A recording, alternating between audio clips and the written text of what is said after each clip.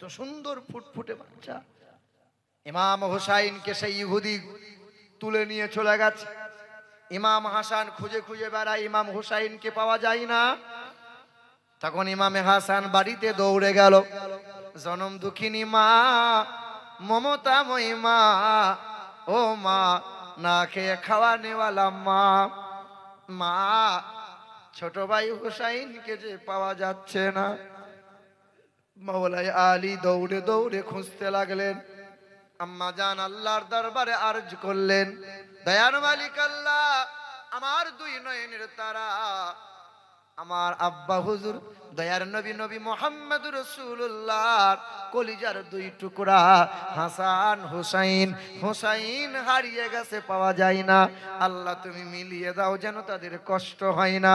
ইমামে হাসান 4 বছরের ছেলে খুঁজতে খুঁজতে দৌড়ে চলে গেল।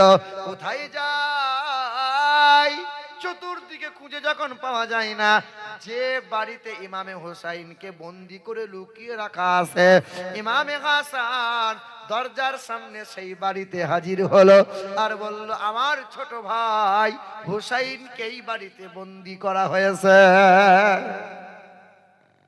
ইমামে হুসাইন ভেতরে গেলেন, ইহুদির সামনে কথা বলতেছিলেন। ইহুদির সামনে যখন কথা বলতেছিল, ওই ইহুদি প্রশ্ন করে, বাবা এই বাড়িতে যে হুসাইন আছে তুমি কেমনে জানলে? বলে, আমার নবীজি, আমার নানা জান, আমার দুই ভাইয়ের চেহারা বারবার নাক লাগিয়ে শোকেন। এই নাক লাগিয়ে শোকার কারণে আমি জিজ্ঞাসা করলাম, নানা জান কেন বারবার নাক লাগিয়ে শোকেন?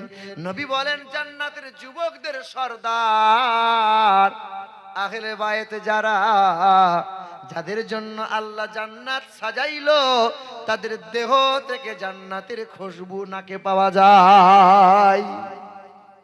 আমারও মুসলিম ভাইদের হিন্দু ধর্মগ্রন্থে বেদে লেখা আছে, লেখা আছে ভগবত পুরাণে, অততেসাং ভবিষ্যতে মানাং সেবে সদা নিব বাসুদেবাঙ্গারাং গীতি পুণ্যগন্ধানি নিষ্পর্শাম। পৃথিবীর মাটিতে একজন জগৎ গুরু আসবেন, আর তার আওলাদগণ এমন হবেন যার চেহারা দিয়ে সুগন্ধ বার হবে, সেই সুগন্ধর সৌরভে দেশের মানুষের মন পবিত্র হবে। এই দেশের প্রধানমন্ত্রী হয়েছিল পণ্ডিত জওহরলাল নেহরু। ওই পণ্ডিত জওহরলাল নেহরু সারা জীবন তিনি মাথায় লম্বা টুপি পরেছিলেন, লম্বা শেরওয়ানি পরেছিলেন, হাতে একটা লাঠি রেখেছিলেন। সাংবাদিকরা প্রশ্ন করেছিল, ও দেশের প্রধানমন্ত্রী পণ্ডিত জওহরলাল, সবচেয়ে দামি মানুষ আপনি কাকে মনে করেন? বিশ্বের মহান নেতা আপনি কাকে মনে করেন? পণ্ডিত জওহরলাল নেহরু থমকে গেল।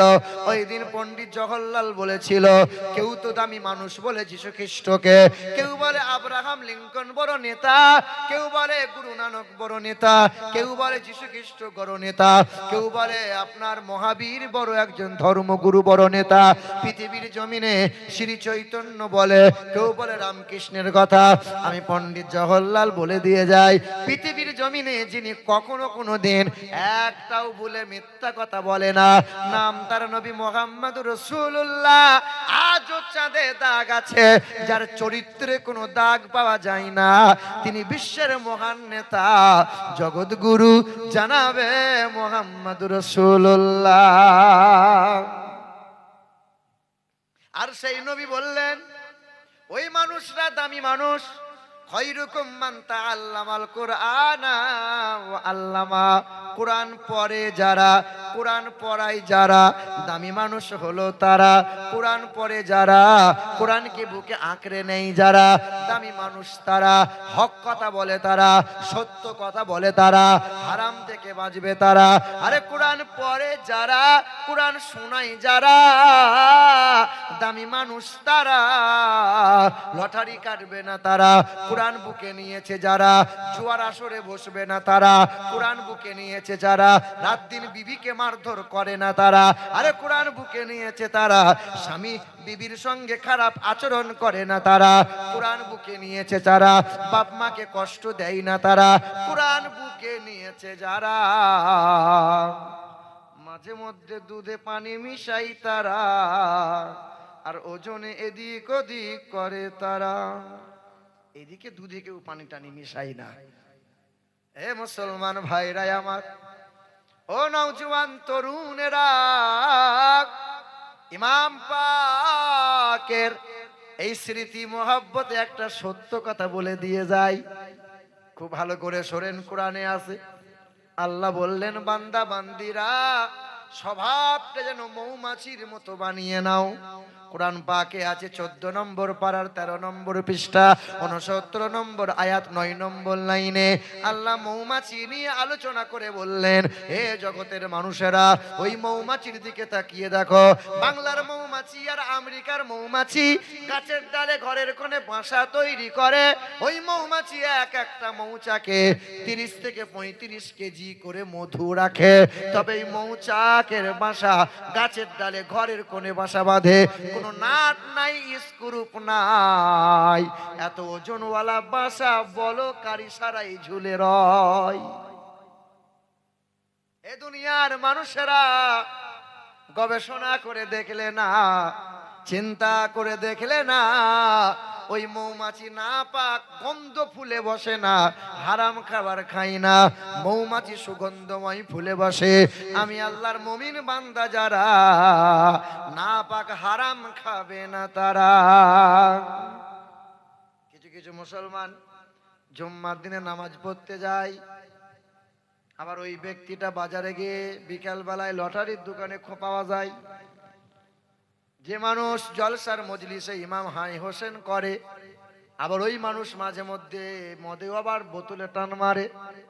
তবে আজকে যা দেখলাম, মোতাবাড়ি পার করছি আর তেমনি ঢোল আর তেমনি নাচা। আর এক ভদ্রলোক দেখছি সে হিন্দুদেরকে মারা গেলে বলো হরি, খই খই ছিটাই না, বলো হরি হরি বল বলে না, খই দেখছি এরকম করে ছিটাচ্ছে, এরকম করে ছিটাচ্ছে, মনে হচ্ছে পুজো করছে। আমি বললাম, আল্লাহ, এইরকম ঢোল বাজনা, আর সেই হাতে নিয়েছে বাঁশ, আর এরকম করে নাচছে, বুঝলেন, যে যেমন করে পাচ্ছে সে সেরকম করে নাচছে। আমি বললাম, আল্লাহ, বলেছিল এজিদ নাকি কিয়ামত পর্যন্ত থাকবে, এজিদের উত্তরসূরি থাকবে। এজিদ ঢোল বাজাইলো, বলে ঢোল বাজা, আনন্দ কর, আজকে আমার বিজয়, আমি জিতে গেছি, হুসাইনে মাথা আসছে। তেমনি মদ, তেমনি ঢোল বাজনা, আর তেমনি এই মুদ্রা পয়সা এইরকম করে ছিটাচ্ছে, এইরকম করে ছিটাচ্ছে আনন্দে। মুসলমান ভাইরাই আমার, ও নওজওয়ান তরুণেরা, যুবকেরা, মুসলমান মুমিন হবে যারা, শরীয়ত পালন করবে তারা, হারাম কাজ থেকে সব সময় বেঁচে থাকবে তারা।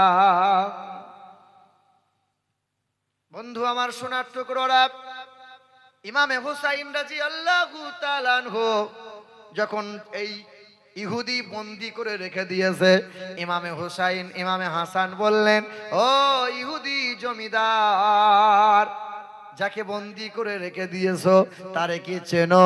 মাওলায় আলীর জানের জান, আম্মা জান ফাতেমার নয়নের তারা, আমার ছোট ভাই হোসাইন নবী মুস্তাফার নওয়াসা, জান্নাতের সর্দার, যার চেহারা দিয়ে জান্নাতের খুশবু পাওয়া যায়, যাকে মহব্বত করলে জান্নাত পাওয়া যায়, যাকে স্মরণ করলে ইবাদত হয়, যার নামে গুণগান করলে আল্লাহ পাক খুশি হয়। ইহুদি করলো কি? ইমাম হুসাইনকে ছেড়ে দিলেন, পিছা পিছা এসে নবীর কাছে এসে বললেন, ইয়া রাসূলুল্লাহ, হুসাইনকে এত সুন্দর আমার মনে ধরেছিল, তাই বাড়ি নিয়ে গিয়েছিলাম।